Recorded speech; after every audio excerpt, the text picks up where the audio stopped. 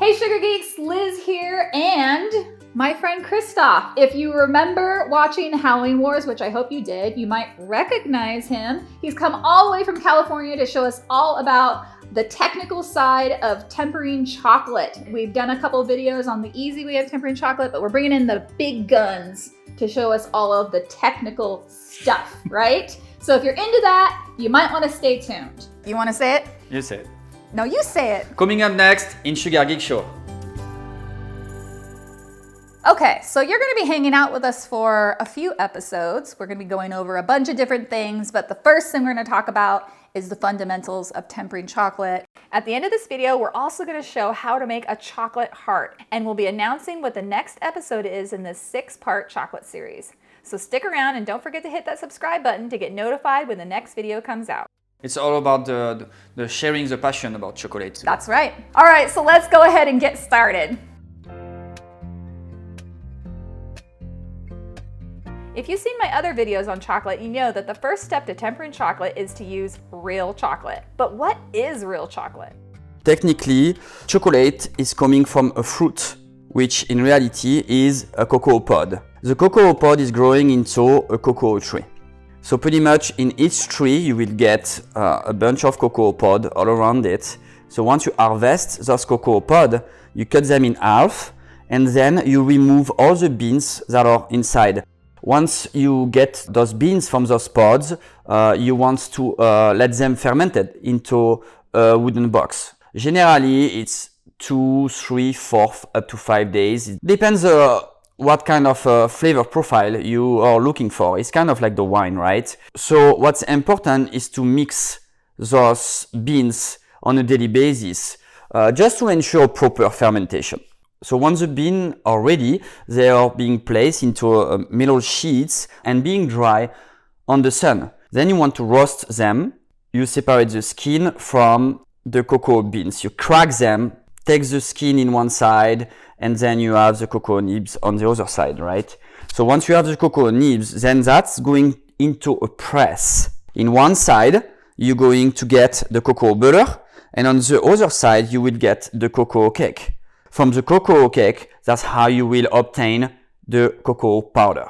The chocolate will have cocoa butter inside, and you have also the cocoa cake, which is a dry components, and then you have sugar, vanilla, natural vanilla flavor, and you can add soy lecithin. Soy lecithin is just an emulsifier. It helps make the chocolate smooth and make it come together. And then the last thing is milk powder, which is not in dark chocolate. So now we know what real chocolate is. And the most important thing out of all of these things is this. That's correct. The only part that will make your chocolate hard or liquid will be coming from the cocoa butter. Yep. So that's going to be really the important ingredients inside the chocolate that will make the difference between a tempered chocolate and untempered chocolate.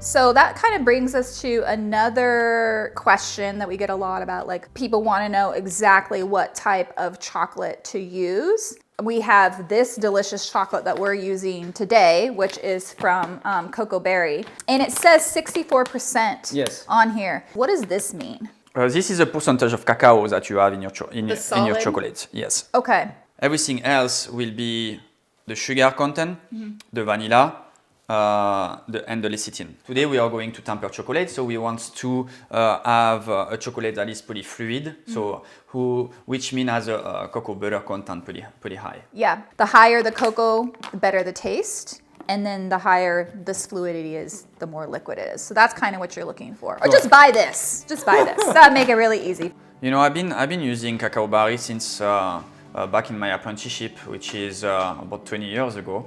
Started at 15 years old. And I got the chance to go with the Cacao Barry team inside the cocoa plantation. And I think it's pretty amazing what they do for the community and also for the farmers.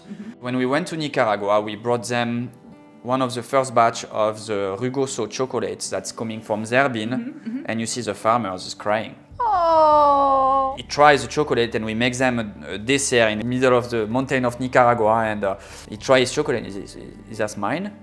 I said, "Yeah, this is yours." That's beautiful. And that was the first time I actually try the batch of rugoso coming Wow. from his own plantation. That's and you amazing. see them, they're like 2 bags of 50 pounds on the shoulder, and they walk in the forest, and you just follow them walking, not carry anything, and you're freaking tired, you know. And I was like, hey, let's go, guys! Like 100 pounds of cocoa bean in their shoulder.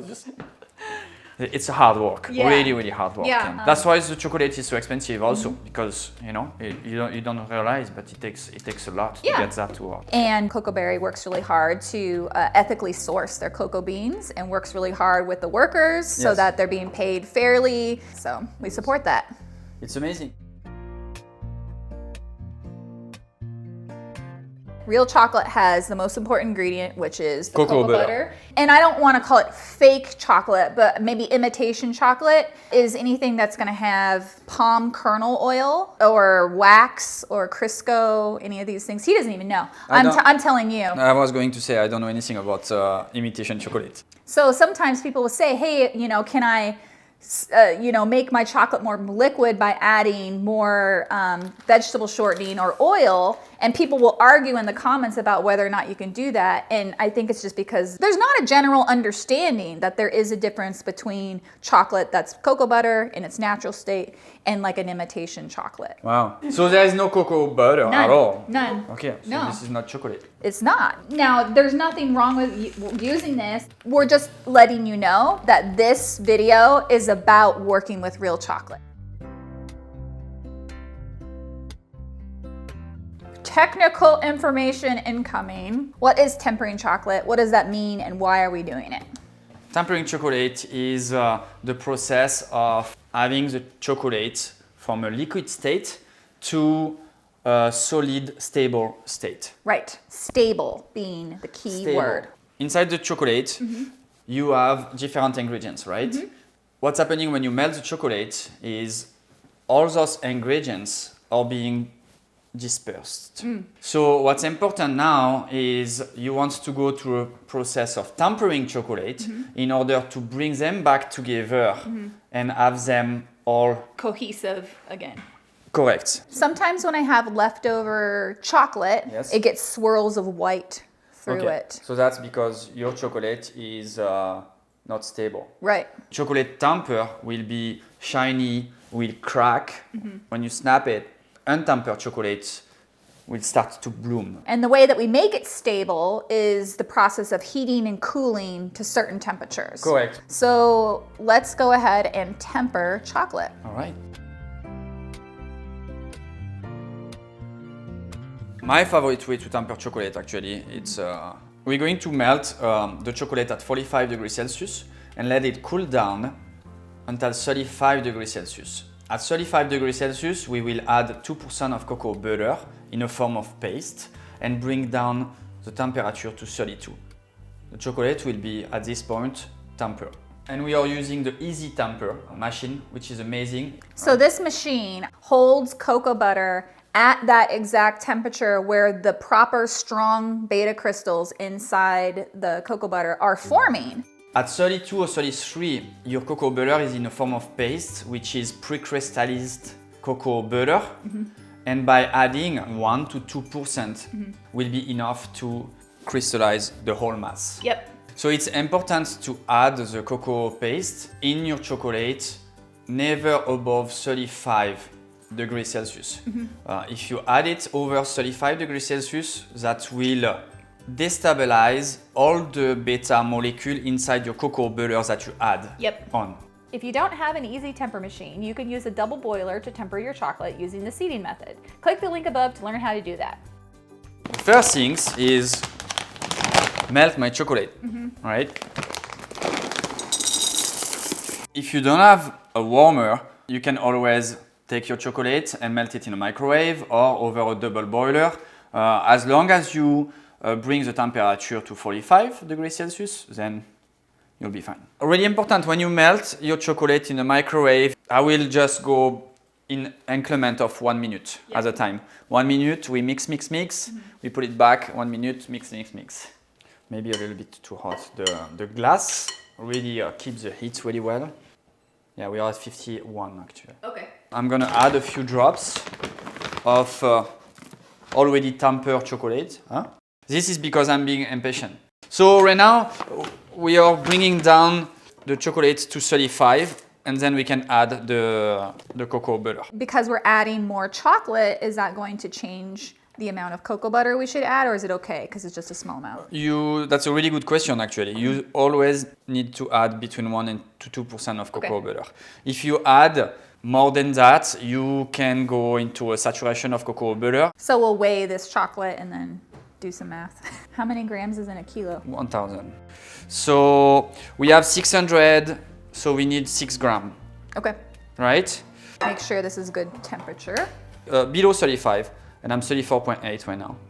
So now we have 600 grams of chocolate, so I'm gonna add 6 grams of cocoa butter. And then we mix. So right now we're mixing and agitating to disperse the crystals. That's correct, exactly. All the crystal is gonna be combined together, and we should go down to 32. There we go. Oh, beautiful. With 32. So I'm assuming that right now our chocolate is ready to use. It is tempered, but we are not assuming. We want to make sure, so we're going to do a test. And the table is super cold, so that should set pretty rapidly. Okay. So these are our tests, and explain what I'm looking at here. So we have 3 different strips. The first strip is going to be the untempered chocolate, and you can clearly see it's starting to bloom, getting a little bit white, and you have some line drawing over the top. So that is really a strong sign of untempered chocolate. Then you have the second strip is with 1% of tempered crystal cocoa butter, and then you have just for fun the 2% of cocoa butter. I can see a slight difference between the 1 and 2%, really minimal, but still I can see that there is a few lines, strips on the 1% versus the 2%. And this one has contracted a lot more, like it's actually pulling away from the paper. That's correct, because you have more cocoa butter that is solidified. The good thing with the tempered chocolate is you can snap it compared to this one, which... But it sticks to the paper. Yes. Yeah. And this will start melting in your hands. So now, because I want to keep my chocolate tempered, I will pour my chocolate inside the warmer and keep it at 32 degrees Celsius. So I'm gonna get one of these machines for sure. Like when you're doing chocolate covered strawberries or even cocoa bombs, a lot of our viewers, they saw our cocoa bomb tutorial and they tried to do it with the microwave method. Okay. And it's fine for 6 cocoa bombs, but if you're making 600, it's a lot of remelting, a lot of remelting. And you want to be able to maintain your chocolate temper as long as you want to work with it. Yep. Right? So with a wiring machine, it's amazing because you set your machine at a working temperature, which for the dark chocolate will be 32 degrees Celsius, and that will keep your chocolate tempered for the whole time that you need to work with. So we'll put a link to all of the machines and the equipment and stuff in the description below this video, and we'll also have more information on the blog post. Liz, our chocolate is tempered. And it's a little warmer, and it's just waiting for us to use it. What are we gonna make? I don't know, I'm thinking to do a little heart shape. Boom, boom, boom, bada boom. Well, this is just a cookie cutter on some acetate. So, we have our chocolate. That looks beautiful. I gotta learn that cleaning the edge technique. Voila. Then we cut the tip. So I'm piping about 1/4 of an inch chocolate, thin layer. And tap, tap, tap to make the chocolate flat. No worry about sometimes you're going to have a little chocolate going around. We'll clean it later. Okay, let's make a base too for the heart to sit on. Oh yes, that's a good idea. And then we put this in a cooler. How long do you think? Maybe 5 minutes. I can already tell it's very shiny. And there's no streaks. It's like you know what you're doing! What? Oh my god. But you see, it's shiny on one side, but it's going to be even shinier on the other side because of the acetate, right? Okay. It looks so good! It's magic. That is so satisfying. Yeah? Just like pull it it is? out of there, yeah. All right. So we have this beautiful chocolate heart now. What I'm doing right now is just I make it really small, cleaning the edges. Sometimes you have, the Just with your edges. hand. Yes, because my hands are hot, so I'm just smoothing it. Smoothing? I'm smoothing the chocolate. And then we have our disc. All right, so we have copper powder over here, edible copper powder. And we're going to put a little bit over the heart and the base. And then with a brush, Ooh, wow. we're gonna create this kind of, it's almost a vintage look, huh? Yeah. It looks like a penny. I really like it. I guess I didn't really realize you can just brush chocolate with powder and it would stick like that. I thought you'd had to use alcohol of some sort. It looks really nice. You cool. You will just make it a little bit shinier with the alcohol. Now you can write anything you want with this. Okay. And because it's gonna remove the dust, then the chocolate is gonna pop out and the writing is gonna be just beautiful. Okay. That actually showed up really well. That's kind of satisfying. You can make a portrait. Yeah. We could do one for Mother's Day, like mom, or you could do somebody's birthday. How do we attach it to the base now? So I'm gonna heat up the spatula a little bit, just a little bit, and I will melt this. Oh, wow. Okay. And then I will make the tip of the heart. Then I will glue it. Spray? Yes. So we're gonna put some cold spray. Yeah, and the other side. And Oh, look at that. Oh, yeah. And cover up that little... yeah. That is so cool. Voila. That is such a cute little topper. I love it. This is the base technique that you can then just build upon these techniques and then now your creativity, right? That's correct, and Yeah. that's the beauty about being a pastry chef and chocolatier is you taking the basics and you can just transform them to your own artistic way.